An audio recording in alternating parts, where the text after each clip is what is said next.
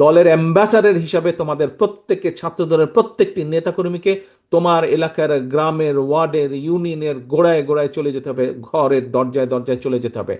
মা বোনদেরকে বলতে হবে তাদের জন্য আমরা কি করব, কৃষকদেরকে বলতে হবে তাদের জন্য আমরা কি করব, তরুণ যুবক যুবতীদেরকে বলতে হবে তাদের কর্মসংস্থানের জন্য আমরা কি করব। অর্থাৎ তোমাদের হাতে যে কাগজগুলো আছে, যে কাগজগুলো হাতে আছে, সেখানে প্রায় সমাজের প্রত্যেকটি মানুষের কোনো না কোনো একটি আশার আলো আছে। আমরা যদি একসাথে কাজ করি, ইনশাল্লাহ আমরা সেই বাংলাদেশ গড়ে তুলতে সক্ষম হব যেই বাংলাদেশের প্রত্যাশা আমরা করি। অনেক সময় লাগবে, কষ্ট হবে, অনেক কঠিন, অনেক শত্রু আছে যারা আমাদেরকে বাধা দিবে, কিন্তু এই দেশের মানুষকে কেউ বাধা দিয়ে দাবিয়ে রাখতে পারেনি।